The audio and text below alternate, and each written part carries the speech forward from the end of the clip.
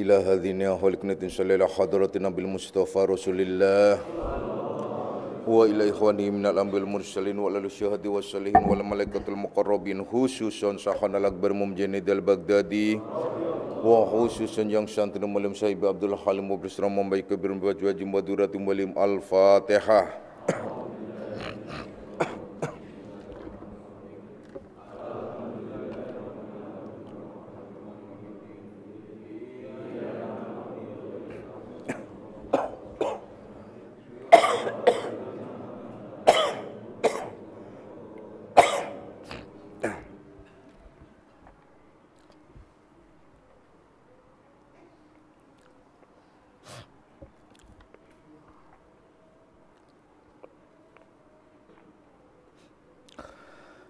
Assalamualaikum warahmatullahi wabarakatuh.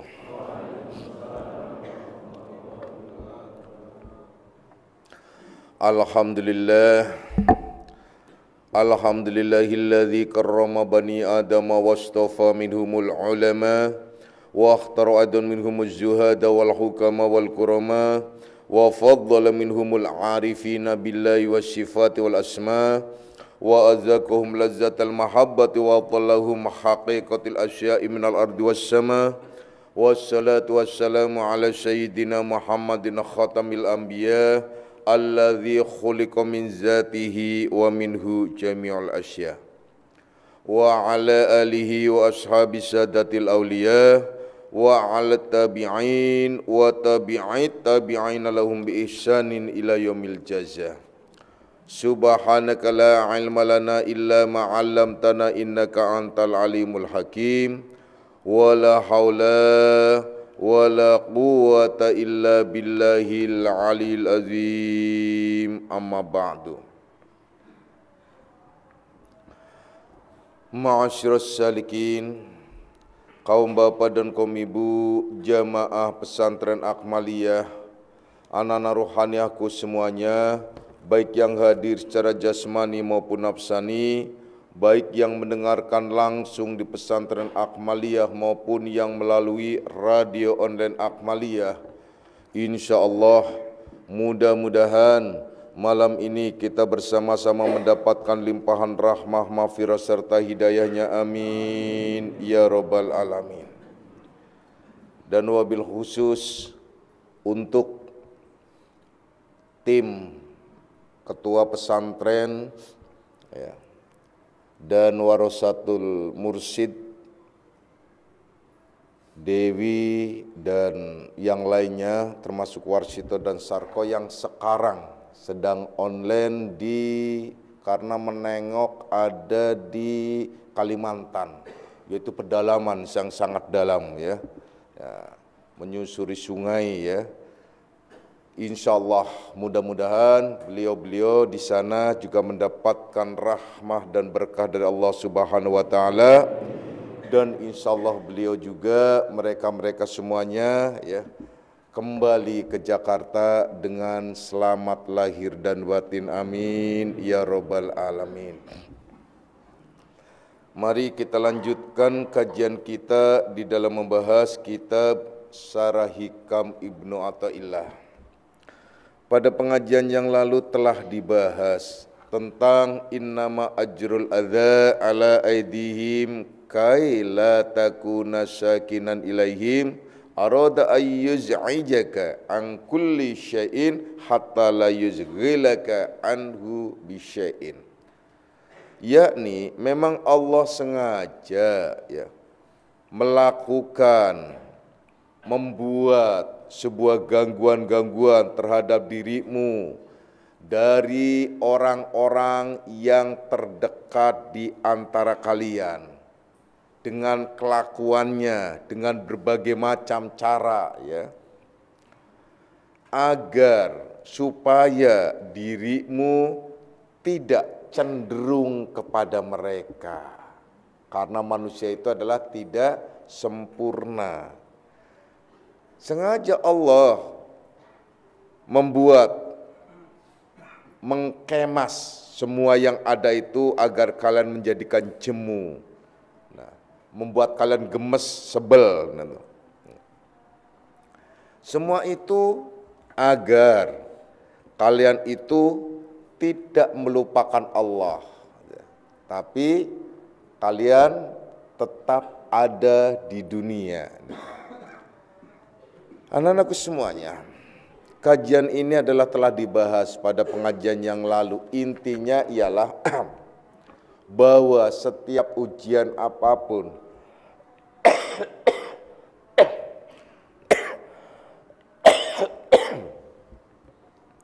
setiap ujian apapun yang ada di sekitar kita ialah didatangkan oleh Allah Subhanahu wa taala. Sebaiknya kita melihat semua itu sebagai partner untuk menuju kepada Allah Subhanahu wa taala.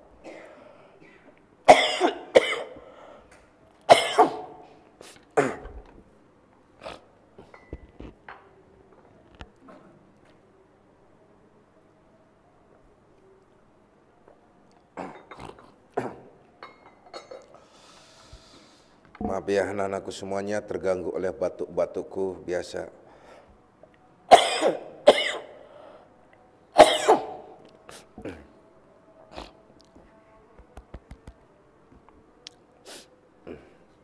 Mari kita lanjutkan. Jadi Allah sengaja membuat sebuah gangguan untuk kita semua, yaitu yang ada di sekitar kita, ya.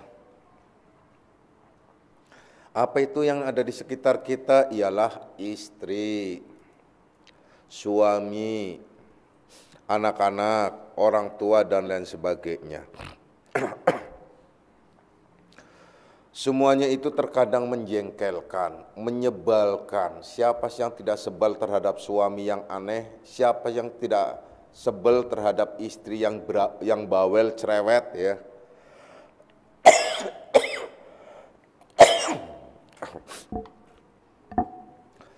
Semua itu sengaja Allah hadirkan di antara kalian karena satu hal, agar kalian tidak cenderung terhadap situasi itu, agar kalian tidak betah, agar kalian tidak menganggap itu adalah sempurna. Ya, agar kalian tidak jatuh cinta, ya. Jadi cukuplah kalian jatuh cinta terhadap Allah Subhanahu wa taala, itu yang sesungguhnya, ya. Kemudian kedalamannya mari kita lanjutkan pada kajian berikutnya, ya. Perhatikan baik-baik. Idza alimta anna syaitana la yahfulu angka falatahful anta amman nasyatuka biyadihi. Idza alimta, jikalau engkau dirimu telah mengetahui anna syaitana, bahwasanya setan-setan itu, yaitu la yahfulu angka, tidak akan pernah lupa kepadamu. Tidak ghafil, artinya tidak pernah lupa terhadapmu. Untuk apa? Tidak pernah lupa mengganggu. Fala taghful, maka kamu jangan melupakan anta aman nasyatuka biyadi, yakni maka engkau jangan lupa terhadap Tuhanmu, ya. Nasyatuka biyadi, yakni yang nasibmu itu ada di tangannya. Wah, ini jelas sekali nih, ya. Jelas gamblang, ya. Kemudian kita lanjutkan pada yang berikutnya karena masih satu rangkaian. Ja'alahu laka aduwal liyuhwishaka bihi ilaihi wa harraka ilaihi nafsa liyaduma ikbaluka alaih. Sengaja pula Allah menjadikan setan-setan itu, ya setan-setan sebagai musuhmu, supaya engkau tahu, jemu tentunya, bosan pada setan-setan, dan agar kamu juga berlindung terhadap Allah Subhanahu wa taala. Begitu juga, ya. Allah tetap menggerakkan wa harraka ilahi nafsa. Allah juga tetap menggerakkan, tetap membuat nafsumu itu, yaitu hawa nafsumu, ya. Supaya engkau tetap menghadap kepada Allah untuk melawan hawa nafsu itu, ya. Itu yang dikehendaki, ya. Jadi yang kedua, Allah sengaja, ya, menjadikan setan-setan itu sebagai musuhmu, supaya engkau itu cenderung dan selalu ingat minta perlindungan kepada Allah. Karena kejenuhanmu menghadapi setan, mungkin kalah terus, ya. Begitu pula selain daripada setan, Allah sengaja membuat hawa nafsumu itu bergejolak.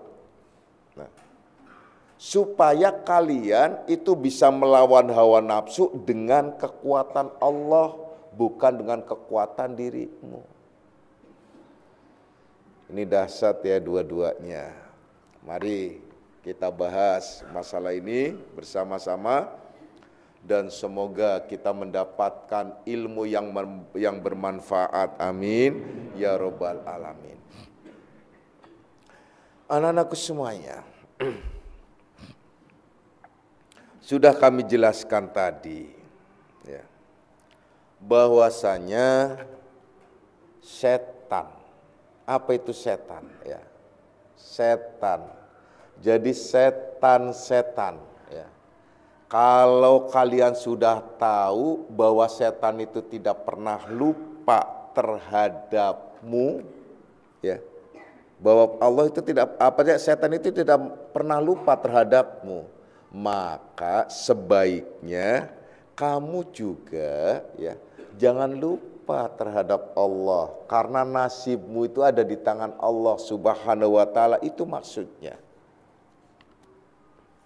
Kalau kalian sudah tahu bahwa setan-setan itu akan menyebabkan dirimu itu adalah jenuh dan bosan, ya, maka bersegeralah kalian minta perlindungan terhadap Allah Subhanahu wa taala, karena kalian tidak mampu melawan setan dengan dirimu sendiri.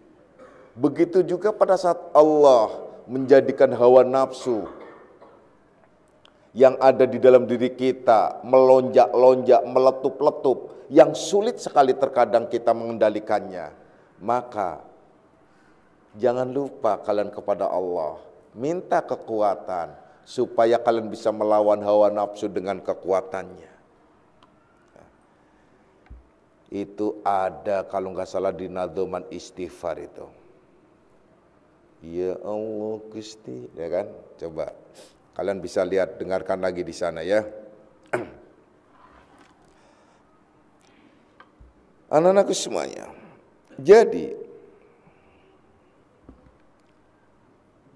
di dalam hadis itu dijelaskan, sangat jelas kalau dalam hadis itu menjelaskan inna syaitana qad ayya musallun, ayya isa, yaitu yakni bahwasanya inna syaitana, sesungguhnya setan itu ialah apa namanya, tidak pernah jenuh, tidak pernah jemu. Ayyak budahul musallun itu. Jadi tidak pernah jenuh, tapi setan itu menjadi sebel pada saat kalian itu sudah mulai tunduk menyembah pada saat musallun, yaitu pada saat kalian semua itu dalam kondisi sholat. Jadi setan itu tidak jenuh, setan itu tidak pernah bosan untuk menggoda kalian. Tapi pada saat kalian itu kalian itu sudah menyembah ayya'budahul musallun, jadi pada saat menyembah setan di saat sholatnya, setan pergi. Sebel katanya. Itu persoalannya. Ini setan-setan. Kemudian, kalau di dalam Al-Quran disebutkan bahwa setan itu ialah aduun, musuh kalian. Kalau disebutkan juga aduwwu mubin, yaitu musuh yang sangat nyata. Itu setan. Nah, kemudian yang harus kita tengarai di sini ialah bahwa apa itu si setan sebenarnya? Ya. Setan itu apa sebenarnya itu? Kalau di Brebes setan itu yang diseset keluar ketan.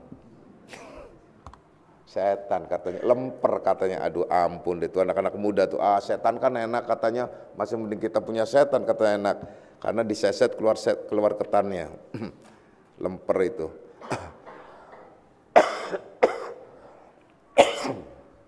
Sedangkan di ayat lain menjelaskan begini. Yaitu kalau nggak salah di surat apa ya? Surat An-Nahl ya. Ayat sekitar 99-an. Itu begini. Innahu laisa lahu sultanun 'alal ladzina amanu wa 'ala rabbihim yatawakkalun. Sesungguhnya setan-setan itu tidak akan berdaya. Innahu ya, zombirnya itu kepada setan. Sesungguhnya setan-setan itu laisa lahu sultan. Jadi tidak ada daya upaya, tidak mempunyai kekuasaan. Alalladzina amanu, terhadap orang-orang yang benar-benar ia orang beriman, bukan iman-imanan. Wa ala rabbihim yatawakkalun, yaitulah orang yang beriman itu yang menyerahkan sepenuhnya dalam hidupnya hanya kepada Allah. Itu setan gak ada kekuasaan. Jadi gak ada mampu, gak ada yang mampu. Gak usah jauh-jauh ya. Jadi saya ingat juga hal-hal lain, nanti saya ceritakan ya. Yang penting kita memahami untuk setan dulu. Kemudian kalau di ayat berikutnya, innama sultanuhu,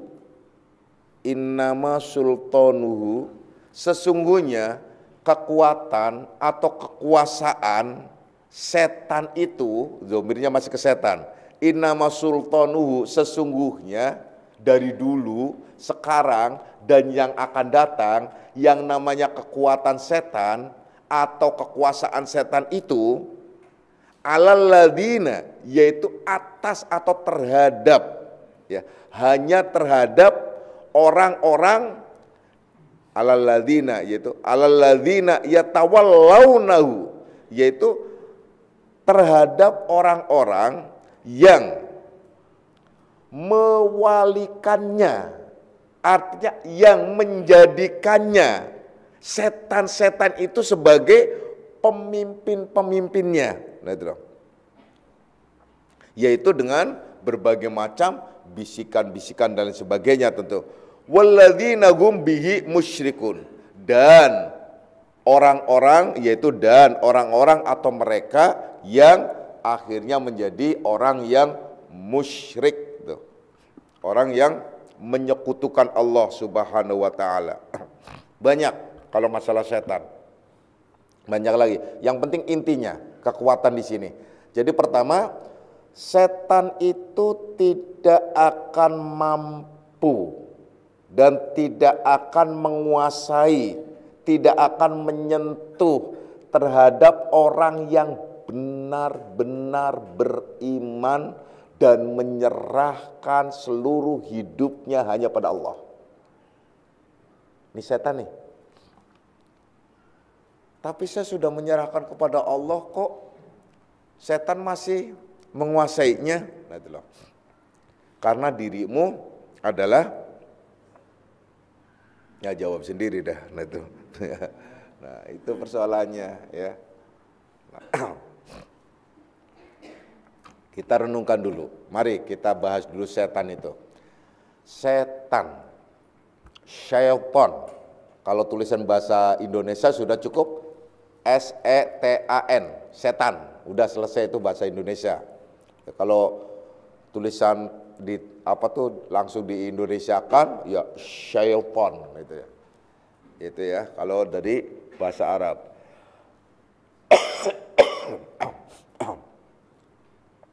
Apa itu setan? Setan itu ada dua. Ada setan yang disebut terdiri dari bangsa manusia dan ada setan yang terdiri dari bangsa jin. Nah, nanti supaya kalian kita telusuri benar karena persoalannya Allah menyatakan innahu lakum aduwwum mubin. Sesungguhnya setan itu musuh kamu yang nyata. Jadi musuh bagimu yang nyata. Kalau ada orang menyatakan setan itu gaib karena dia belum tahu. Tapi bagi kalian yang sudah tahu harusnya tidak gaib lagi. Gaib bagi yang tidak tahu.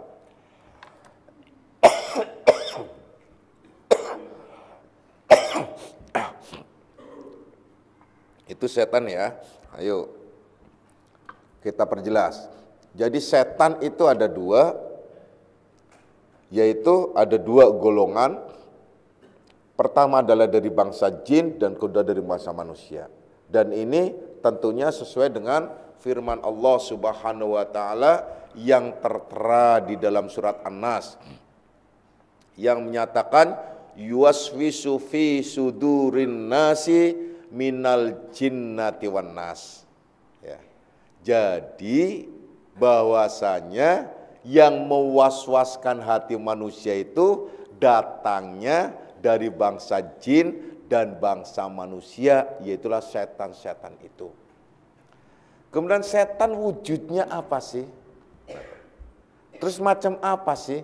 Setan itu kita tidak membahas dedemit, tetapi kita membahas setan. Setan itu sebenarnya sebatas predikat, sifat dari dua makhluk yang namanya bangsa jin dan bangsa manusia. Catat baik-baik. Setan itu ialah predikat dari bangsa jin dan bangsa manusia.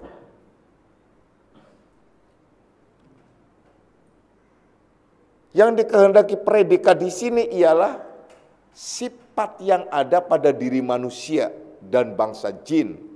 Lah terus iblis kaitannya dengan bahas panjang lagi nanti. Kita pokok-pokok dulu supaya tartil akhirnya kita paham benar. Jadi kalau yang suka dibicarakan oleh kebanyakan orang tentang setan-setan itu mungkin setan dalam arti dedemit kali yang dikehendaki dengan jantari atau yang disebut sering lihat setan itu berwujud di kegelapan remang-remang gitu maknya. Beda enggak setan sama kuntilanak? Beda. Sama genderuwo? Beda. Genderuwo itu dedemit. Itu bangsa jantari. Kuntilanak banyak kalau kalian pengen lihat. Coba kalau kalian lihat di mall-mall banyak kuntilanak. Ya, banyak kuntilanak. Nah, pokoknya kalau ada wanita yang nggak pakai kudung, itu mesti kuntilanak. Ya, itu kuntilanak tuh. Nah, karena yang bukan kuntilanak itu mesti pakai, jangan tersinggung yang nggak pakai kudung ya, ya. Jadi yang nggak pakai kudung ya kuntilanak. Kenapa? Kan tadi setan itu adalah sifat, ya. Jadi kalau disebut, yaitu tadi sifat. Bisa jadi setan itu berwujud pada suami kalian. Bisa jadi setan itu berwujud pada istri kalian, bisa jadi setan itu berwujud pada anak-anak kalian, bisa jadi setan itu berwujud pada orang tua kalian, atau bisa jadi setan itu berwujud pada murid kalian, atau setan ini bisa berwujud pada guru, enggak. Enggak mungkin dong ya ke gurunya wujudnya. Nah, udah. Jadi itu setan tuh. Jadi setan itu ialah sifat. Kemudian kenapa dikaitkan tadi hawa nafsu, setan dan hawa nafsu? Karena setan itu muncul dari ekspresi nafsu yang ada pada diri seseorang. Itu setan itu. Setan itu kalau dibahas di dalam diagram itu pada nafsu yang kedua disebut nafsu lawamah. Yaitu nafsu syaitania, satu setan. Yang berbagai macam pekerjaannya, sifat-sifatnya tercatat. Ada di dalam diagram tersebut. Yang sedang kita bahas ialah setan-setan. Yang di sini diterangkan, jika kalian sudah paham, sudah tahu bahwa setan itu tidak pernah lupa terhadapmu, maka kamu jangan sampai lupa terhadap Tuhanmu. Karena kalau kalian lupa terhadap Tuhanmu, tergilas oleh setan. Nah, kemudian dilanjutkan lagi juga, bahwasanya di dalam Al-Quran, itu jelas bahwa setan itu tidak punya kekuasaan, tidak punya kemampuan, tidak punya kekuatan apapun terhadap siapa? Terhadap orang yang benar-benar beriman dan menyerahkan sepenuhnya hidupnya itu hanya kepada Allah, bukan kepada siapapun. Nah, itu setan tidak mampu menembus tuh, tidak mampu menggodanya.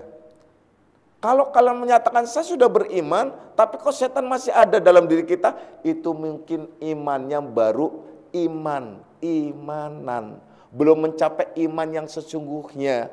Apa sih iman yang sesungguhnya? Ya udah, ini bahas panjang lagi. Nah, ya. Kita sedang membahas setan, fokusnya dulu di setan dulu. Jadi kita fokus di setan. Jadi setan yang dikehendaki dari bangsa manusia dan dari bangsa jin. Kalau dari bangsa jin itu sesuatu yang mungkin tidak terlihat oleh kalian bangsa jin. Tapi nanti kita bahas yang dimaksud jin di sini.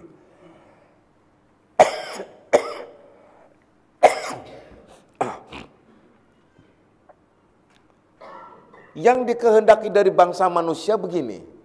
Saya akan perjelas kepada kalian yang langsung real saja. Pokoknya apa saja yang ada di sekitar kalian yang mewujud pada manusia, kelakuannya itu bikin kesel, kelakuannya itu bikin sebel, ya. Itu adalah setan. Bikin sebel karena agama, bukan karena nafsu. Contoh, suami tiba-tiba marah-marah. Marah-marah karena apa? Enggak ada hujan, enggak ada angin, marah-marah. Hanya karena sedikit saja. Hanya karena sesuatu yang sebenarnya tidak harus marah. Contohnya menyediakan air, menyediakan makanan, menyediakan kebutuhannya kurang lengkap, marah-marah. Nah, repot gitu kan. Kamar berantakan, marah seumpamanya.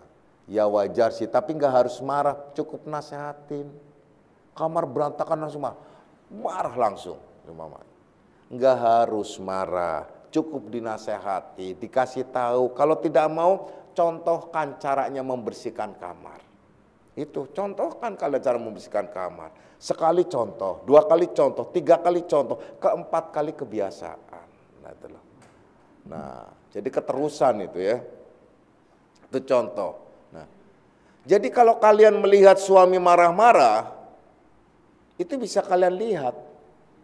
Al-ghodobu minasyaiton. Marah itu datangnya dari setan, gampang. Jadi kalau kalian marah dan kalian lihat ada orang marah, udah, lihat aja, pandang. Bahwa itu yang disebut setonul insi, setan dari bangsa manusia. Kan nyata disebut, pantas disebut lakum aduwwum mubin. Bagimu adalah musuh yang nyata. Jadi pada saat itu kalian bisa jadi musuh dan tahu bahwa itu musuhnya. Jadi pada saat seorang istri melihat suaminya marah-marah, cukup batin aja, jangan diucapkan, nanti tambah ngamuk. Karena setan kalau dikatakan setan tuh ngamuk. Gitu. Tapi kalau setan dikatakan manusia cakep, cantik, indah, itu nggak ngamuk, dia senang. Gitu loh. dia senang. Tapi kalau dikatain setan, dia ngamuk karena merasa dirinya itu adalah ya setan gitu loh ya. Nah itu. Jadi cukup batin saja, aduh ya Allah ternyata suamiku sedang berwujud dalam wujud setan. Begitu juga kalian kalau melihat istri semacam itulah, lihat lagi, ya Allah ternyata istriku sedang berwujud dalam wujud setan. Itu dulu. Jangan kalian, terus gimana tentang tauhidnya Pak? Bahwa wujud, tentang hakikat Allah, tentang purjana. Nah ini ribet. Kalau kalian digabung-gabung jadi ribet sendiri. Nah, karena apa? Kalian belum sampai kepada makom itu, sementara makom kalian baru pada makom mujahadah, makom berperang, memerangi hawa nafsu. Satu persatu dulu, jangan diaduk-aduk. Udah lihat dulu bahwasanya apa yang ada di sekitar kalian apabila mengganggu itu adalah setan. Titik. Udah selesai. Lihat anak, jungkir balik, nangis, ngaco, macam-macam. Bener nih, anak itu benar-benar anak setan nih. Berarti maknya, ya udah, ya, udah begitu terus saja, terus lihat dan seterusnya lihat. Itu pokoknya kalian lihat siapa saja yang ada di lahiriah dengan wujud manusia, lihat itu wujud setan. Itu aja, udah wujud setan. Berarti setan banyak dong, banyak. Bahkan kalau di dalam hadis menyatakan, itu sangat jelas sekali. Menyatakan begini, bahwasanya barang siapa yang ingin tahu setan, banyak silahkan. Nah itu, silahkan pada hari Jumat pergi ke pasar. Itu waktu itu ke pasar, maksudnya ya ke mall, kemana lah silahkan. Hari Jumat deh pokoknya. Hari Jumat apalagi pas jam 12. Nah itu loh. Siang, itu banyak banget setan di sana tuh. Nah itu, di mana? Di mall. Terus yang lihat, ya termasuk yang lihat itu. Nah itu loh. Nah itu, kenapa maksudnya?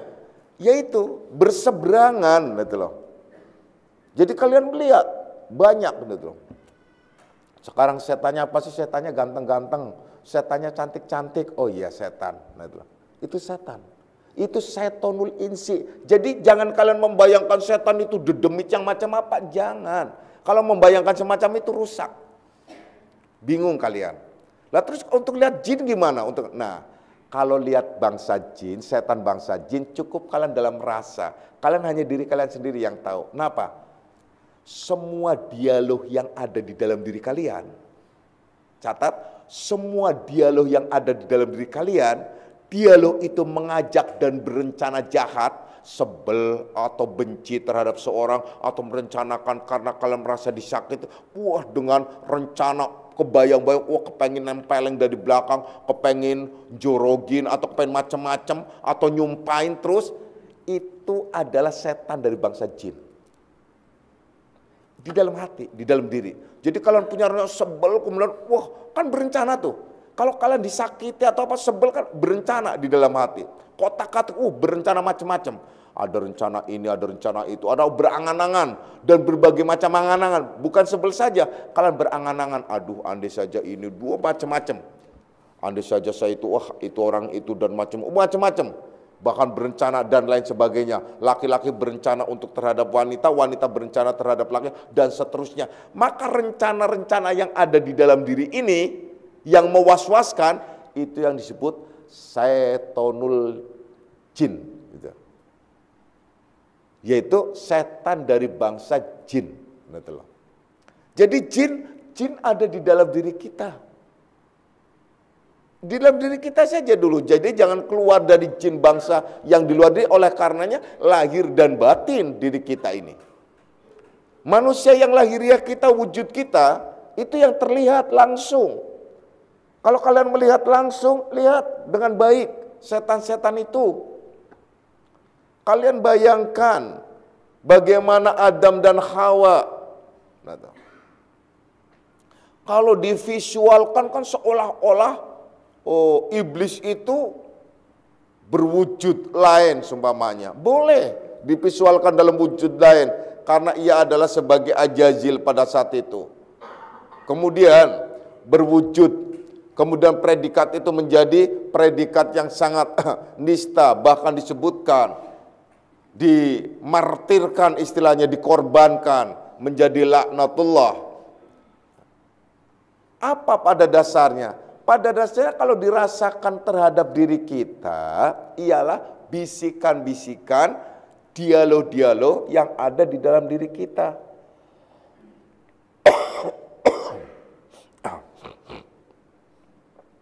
Yaitu dialog apa sih? Berbagai macam dialog yang ada di dalam diri kita. Itu kalau kita mau mengenali diri. Kemudian apa lagi? Kemudian pada saat kita, ini dalam hal nafsu, kita itu adalah punya gejolak-gejolak tersendiri. Nah, dan semuanya ada di dalam diri kita. Dan itulah hakikat dari wujud nafsu yang sekaligus menjadi peliputan atau menjadi diri wujud setan yang ada di dalam diri kita. Oleh karenanya tadi disebutkan di sini bahwasanya hawa nafsu sengaja Allah itu tetap menggerakkan hawa nafsu sebagai apa? Sebagai wadahnya setan. Sebagai tempatnya setan. Nah, sebagai tempatnya setan di mana nafsu itu adalah bergolak. Wah, fluktuatif itu nafsu itu kalau berbicara grafiknya. Wah, dinamis sekali gerakannya di dalam diri kita. Itu memang areanya setan. Juga bisa disebut istananya setan. Di situ di dalam diri kita. Jadi kita nggak usah jauh-jauh, pantas kalau disebutkan setan-setan itu bahkan dia bisa nempel atau bisa menyatu per gen, sel darah. Ya. Jadi setiap sel darah itulah bisa setan itu satu persatu ada di situ. Berarti setan itu ribuan, bahkan bisa 70.000 minimalnya pada diri manusia. Nggak kebayang kalau gitu. Lalu bagaimana kita harus melawan setan? Pantas banyak orang yang kalah dengan setan-setan itu. Karena begitu banyak. Kemudian persoalannya banyak yang kalah, kenapa? Karena banyak orang tidak mengenali setan. Setan mengenali setan itu mengawang-awang seolah di luar diri. Sementara apa yang ada dalam diri kita, dialognya, rencana, angan-angan, itu dianggap itu diri kita, bukan setan. Padahal itu wujud setan yang ada di dalam nafsu sebagai areanya, setan itu sendiri. Maka gejolaknya nafsu yang ada pada diri kita adalah gerakan-gerakan setan yang secara aklamasi kompak untuk menyatakan dan menginginkan sesuatu sehingga muncul nafsu itu adalah menetapkan dalam suatu ketetapan seolah-olah itu adalah kehendak diri kita. Padahal itu setan. Lah terus rasanya kita kok Pak? Ya karena kamunya setan. Nah, nggak tega ada nyebutinnya. Ya. Ya itu. Terus bagaimana kalau kita sudah begini? Kok kayaknya setan dengan kita kok nggak ada bedanya ya? Emang. Nah itu loh. Lah terus untuk membedakan antara diri kita dengan setan, hanya ada pada, tipis banget. Hanya ada pada iman. Nah itu. Kalau kalian beriman, di situ secara otomatis ganti. Lah terus setannya nggak ada. Setan itu seperti apa sih? Kalau kita umpamakan, itu seperti siang dan malam. Kalau kalian berada di siang, gelapnya itu tidak ada. Hilang. Tapi kalau kalian berada di yang gelap, terangnya nggak ada. Jadi kalau kalian dikuasai setan, maka diri kalian sepenuhnya jadi setan, gelap. Tapi kalau kalian ternyata tidak dikuasai setan, setan itu dihancurkan, maka secara otomatis diri kalian terang. Dan kata lain, istilahnya disebutkan sejenis manusia seperti malaikat. Makanya nafsunya akhirnya disebut nafsu sawiyah, nafsu malaikat. Yang semuanya baik-baik, seperti syukur, ridho, dan selanjutnya. Itu. Jadi intinya semua ada di dalam diri kita. Kalau kita baik, bukan setan. Kalau baik, berarti setan. Di luar diri kita, siapapun yang mengajak keburukan, itu setan. Jangan kalian kemudian, ya itu kan didatangkan oleh Allah dan ini ribet. Kalau kalian sudah paham semuanya dari Allah, tapi ada garis-garis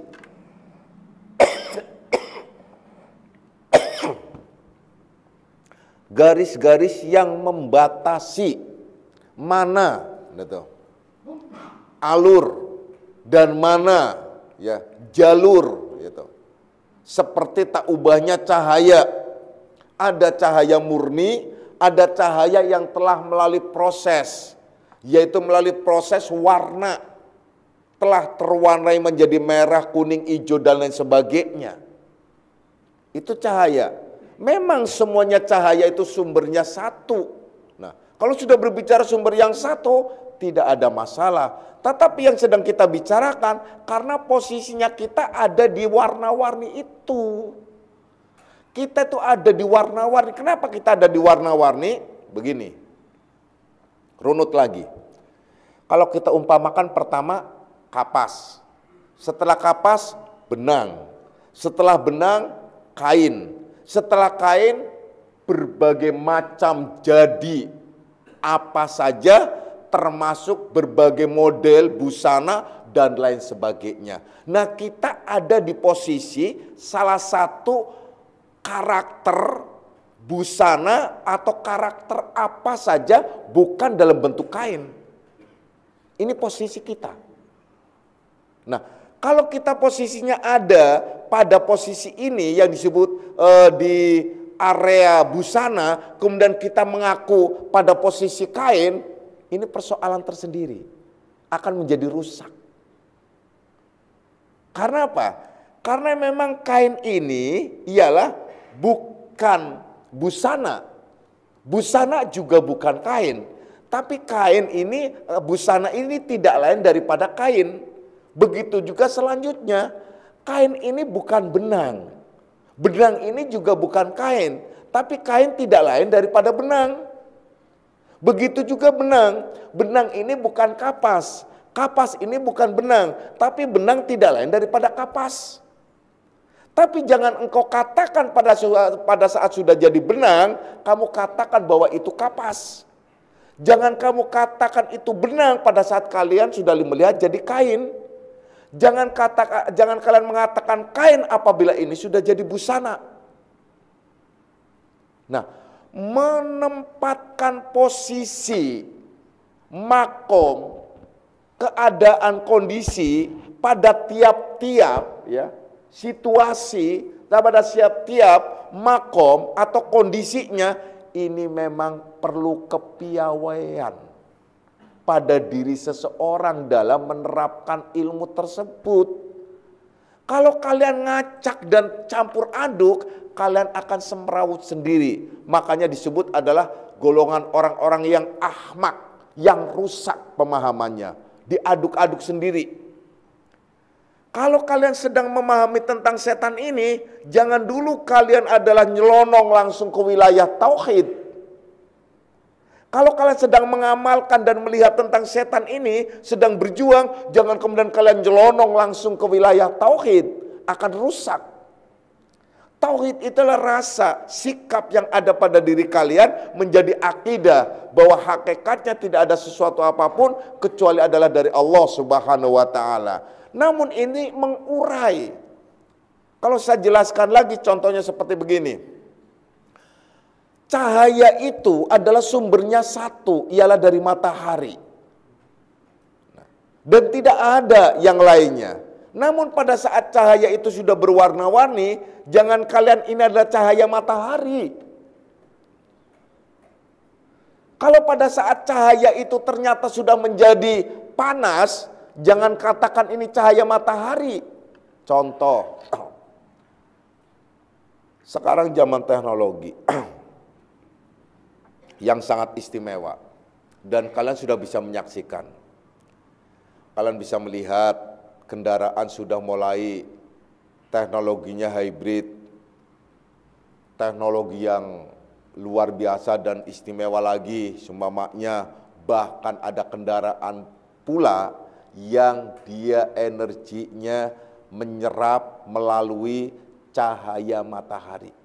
Nah, cahaya matahari akhirnya diolah menjadi energi yang bisa menggerakkan roda dan bahkan jalan dalam wujud mobil. Apakah kalian akan mengatakan bahwa gerakan mobil itu adalah gerakan matahari? Salah. Bahkan kalian mengatakan gerakan cahaya juga salah. Nah, itulah. Nggak ada yang percaya. Nah, itu sama. Kemudian cahaya ini adalah disadap, kemudian diresap hingga menjadi sebuah energi. Energi itu menjadi memanaskan air, menjadi air panas yang bisa dinikmati. Ya. Apakah kalian akan mengatakan ini adalah panasnya matahari? Panas air itu? Tidak juga. Sama seperti itu, cobalah. Kalian piawai, kalian maksudnya adil, kalian itu proporsional, kalian itu harus benar-benar menempatkan sesuatu pada tempatnya. Jadi pada saat kalian memahami semuanya itu dari Allah, itu sangat benar. Dan itu ada pada pengertian tauhid. Sikap hati harus memang begitu. Tapi pada saat kalian sedang dan disuruh berjuang, disuruh berjihad, maka jangan kalian ngotak-ngatik ke yang lain. Lihat, fokus bahwa yang akan diperang itu apa sih? Setan. Setan itu apa saja? Nah, inilah setan yang tadi dijelaskan.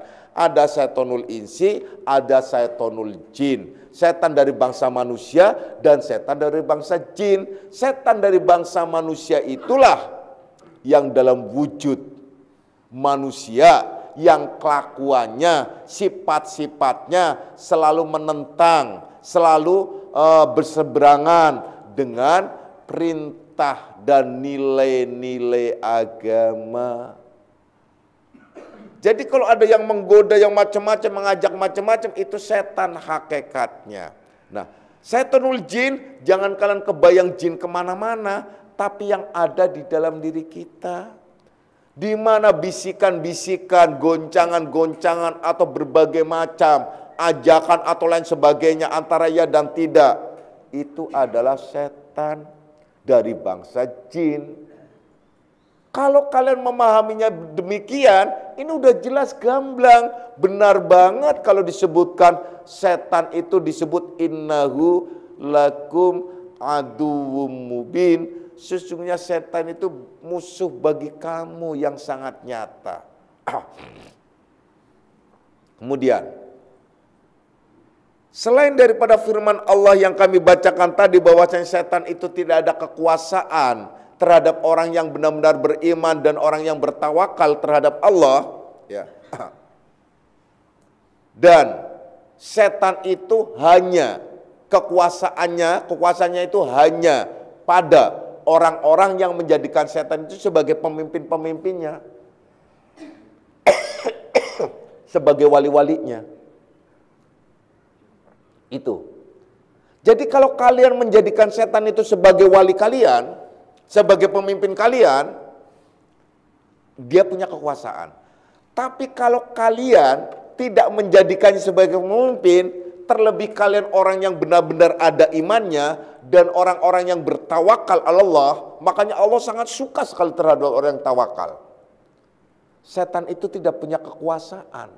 Kalau kalian masih bisa diganggu oleh setan, masih bisa digoda oleh setan, melalui area yang telah diletakkan oleh Allah di dalam diri kita, ialah nafsu kita. Akhirnya wujudnya nafsu tuh, nafsu kita, maka itu sebagai pertanda kita belum benar-benar menjadi orang yang beriman dan belum benar-benar orang yang bertawakal. Tapi kalau kalian masih berperang, itu adalah memang disanjung dan dipuji oleh Allah. Kalau kalian ingin mendapatkan kemenangan di dalam berperang, maka serahkan semuanya kepada Allah bertawakal kepada Allah artinya jangan lupa terhadap Allah. Jika kalian tahu bahwasanya setan itu tidak pernah lupa terhadap kalian, maka kalian jangan pernah lupa terhadap Allah. Maka dengan kata lain, berzikrullah itu sangat penting untuk mengendalikan diri kita dan sekaligus mengawasi setan-setan itu. Nah, oleh karenanya kita memperbanyak zikir di dalam keseharian kita. Dah jelas, ini jelas banget. Kemudian untuk yang terakhir sebagai closingnya di dalam surat Al-Baqarah yaitu ayat sekitar 257 atau berapa ya, sekitar 257-an. Begini. Kalau di 256-nya yang sering Bapak bacakan menyatakan bahwasanya famay yakfur bitaghut wa yu'min billah faqad istamsaka bil urwatil wusqa lang fisama laha. Famay yakfur bitaghut, pertama itu kalian harus menjadi orang kafir dulu. Bukan kafir terhadap Allah, maksudnya kafir terhadap tauhid. Tauhid apa sih? Tauhid itu ialah setan, dedengkotnya setan. Dedengkotnya setan siapa sih? Tauhid itu ialah ego kita. Ego kita apa sih? Keakuan kita. Merasa diri ini aku loh gitu. Nih tauhid. Jadi fama yakfur bitauhid, kalian harus berseberangan dulu dengan tauhid itu. Artinya kita harus ingkar, harus menjadi kufur terhadap tauhid. Berarti sebelum kalian beriman, kalian harus kafir dulu. Tapi kafir terhadap tauhid, bukan kafir terhadap Allah. Fama yakfur bitauhid. Kalau kalian sudah kafir terhadap tauhid, ingkar terhadap tauhid, ya. Wa yu'min billah, baru kalian beriman kepada Allah. Kalau sudah ingkar terhadap tauhid berarti secara otomatis kalian beriman kepada Allah. Nah, kalau sudah beriman kepada Allah disebut faqadis tamsaka bil urwatil wusqa lang fisama laha. Kalian itu sama saja berpegang pada tali-tali Allah yang sangat kuat dan tidak akan mungkin bisa berlepas. Ini isyarat bahwa Allah adalah setan itu tidak punya kekuasaan terhadap orang yang benar-benar beriman dan bertawakal kepada Allah. Itu yang dikehendaki. Jadi kaitannya dengan innahu laisa lahu sultanun 'alal ladzina amanu wa 'ala rabbihim yatawakkalun. Jadi setan tidak punya kekuasaan terhadap orang yang benar-benar beriman, karena orang yang beriman itu yang sudah yakfur bitaghut, ia sudah ingkar terhadap tauhid. Kalau belum ingkar, ya, kalau kalian masih ada ya dikit-dikit atau istilahnya ya sudahlah bertoleransi terhadap keegoan diri, nggak bisa. Karena harus garis tegas. Fama yakfuru tauhid wa yu'min billah faqad istamsaka bil urwatil wusqa lang fisama laha. Itu. Kemudian ayat berikutnya ialah Allahu waliyul ladzina amanu yukhrijuhum minaz zulumati ilan nur. Allah itu yang menjadi pemimpinnya orang-orang yang beriman, yang akan mengeluarkan dari kegelapan menuju yang terang. Artinya menghilangkan gelap menjadi terang. Bodoh jadi pinter, malas jadi rajin, dan selanjutnya. Ini kalau dipimpin oleh Allah, karena tadi sudah berpegang dengan tali-tali Allah. Yang disebut yukhrijunahum minaz zulumati ilan nur. Sedangkan walladzina kafaru, adapun orang-orang yang ingkar terhadap Allah, walladzina kafar auliya'uhumut taghut.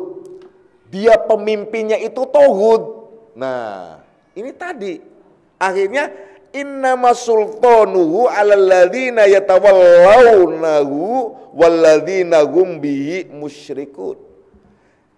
Innama sultanuhu 'alal ladzina yatawallawnahu. Adapun sesungguhnya setan-setan itu punya kekuasaan hanya pada orang-orang yang menjadikan setan itu sebagai pemimpinnya. Itu persoalannya. Kalau tidak dijadikan sebagai pemimpin, nggak ada kekuasaan pada diri kalian. Nah persoalannya kalian menjadikan setan itu pemimpin atau tidak.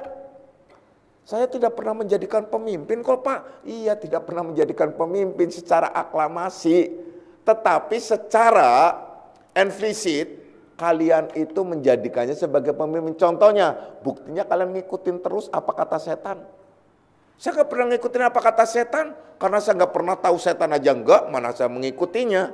Karena memang kalian berarti bodoh, nggak tahu, udah selesai. Gitu loh. Itu. Jadi, walladzina kafaru auliya'uhumut tauhid. Kemudian apa? Konsekuensinya yukhrijunahum minan nuri ilaz zulumat. Mereka akan mengeluarkan dari yang terang pada yang gelap. Jadi dari yang terang menuju kepada yang gelap.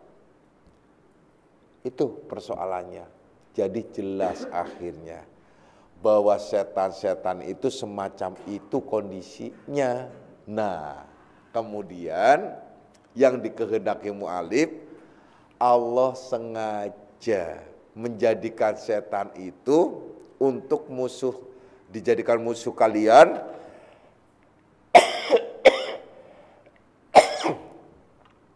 agar kalian berjuang melawan setan dengan kekuatan Allah.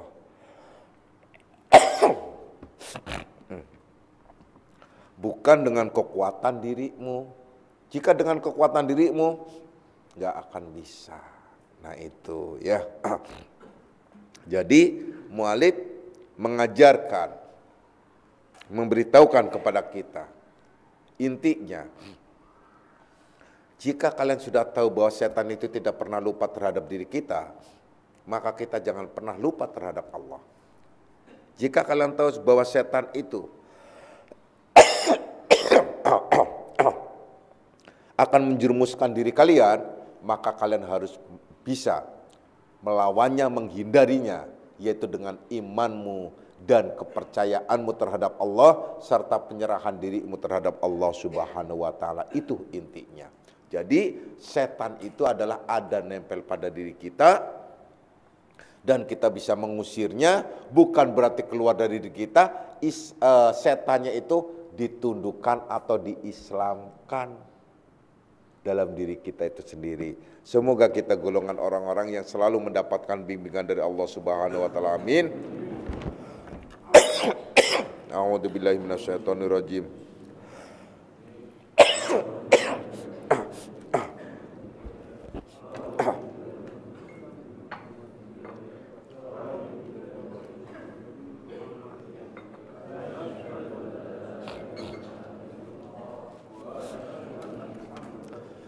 Hadanallahu haikum ajma'in wa lafu minkum wassalamualaikum warahmatullahi wabarakatuh.